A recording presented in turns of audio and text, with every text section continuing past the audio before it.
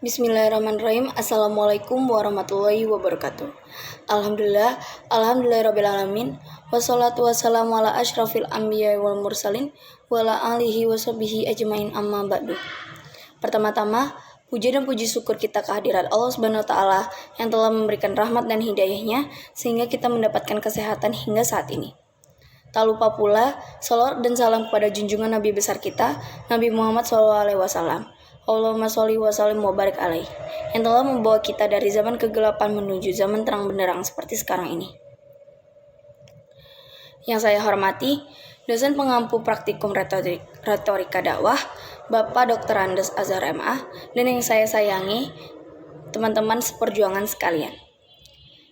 Di sini saya Tazkiyah Ramadhani Susilo dengan NIM 0101181 akan membawakan ceramah singkat pada hari ini dengan judul Maulid Rasulullah SAW.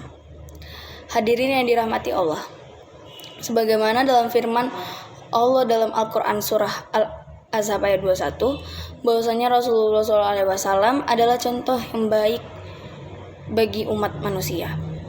Bismillahirrahmanirrahim.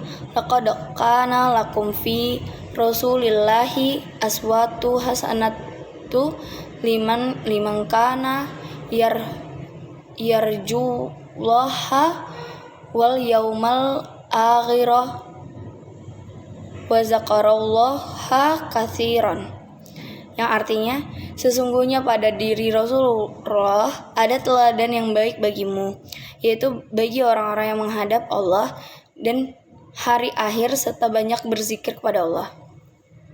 Sadaqallahul azim. Rasulullah menjadi contoh tidak hanya dalam satu bidang saja, tapi di semua bidang lengkap dan komplit. Rasulullah SAW menjadi contoh dalam berkeluarga, menjadi pendakwah, menjadi guru, menjadi bisnismen, menjadi politisi, panglima perang, dan banyak yang lainnya. Jadi, sangat pantas jika Allah menjadikan Rasulullah SAW menjadi suri tauladan bagi umat manusia. Walaupun Rasulullah sama manusia dengan kita, sama-sama manusia dengan kita, tentunya yang menjadi contoh berbeda kualitasnya dengan yang mencontoh. Misalnya, kita sebagai manusia perlu tidur. Nah, Rasulullah sebagai manusia juga perlu tidur. Namun tidur kita dengan Rasulullah jelas berbeda. Kalau Rasulullah hanya tidur matanya saja, tapi hatinya tetap selalu berzikir pada Allah Azza wa Jalla. Hadirin yang dirahmati Allah, Rasulullah SAW dilahirkan ke dunia ini tidak hanya mengubah keyakinan kejahiliaan bangsa Arab saat itu sebagai penyembah berhala, tapi Rasulullah juga hadir untuk mengubah berbagai hal yang tidak sesuai dengan tuntunan Islam. Rasulullah begitu gigih untuk memperjuangkan perubahan tatanan sosial, hukum, budaya untuk kesejahteraan dan keadilan bagi semua umat Islam.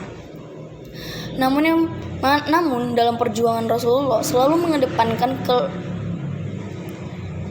keluhuran tata krama sehingga Islam ke seluruh penjuru dunia dalam waktu yang relatif singkat. Nah, ini contoh Nabi dalam bidang dakwah, bahwa sebagai pendakwah kita harus berjuang untuk mengubah pola kehidupan masyarakat yang tidak sesuai dengan ajaran Islam dan budi pekerti yang luhur sehingga dakwah kita akan mudah diterima oleh masyarakat. Dalam kehidupan berkeluarganya juga harus menjadi contoh bagaimana Rasulullah begitu menyayangi istri-istrinya, begitu menghormati istri-istrinya. Walaupun Rasulullah sebagai kepala negara, kepala keluarga, tapi Nabi tidak pernah gengsi untuk membantu pekerjaan istrinya di rumah. Rasulullah juga tidak ingin merepotkan orang lain. Apa yang biasa dilakukannya sendiri akan Rasulullah lakukan sendiri.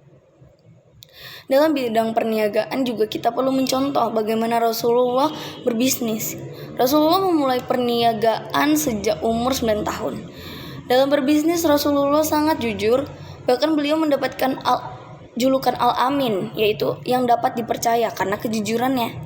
Bahkan kejujurannya membuat Siti Khadijah jatuh cinta kepadanya dan mempersuntingnya menjadi Ummul Mukminin. Dan masih banyak bidang lainnya yang diajarkan oleh Rasulullah kepada umatnya. Nah, baiklah, demikian ceramah singkat dari saya. Semoga yang baik menjadi ilmu dan yang buruk menjadi pelajaran. Lebih dan kurangnya saya mohon maaf, dan kepada Allah saya mohon ampun. Wassalamualaikum warahmatullahi wabarakatuh.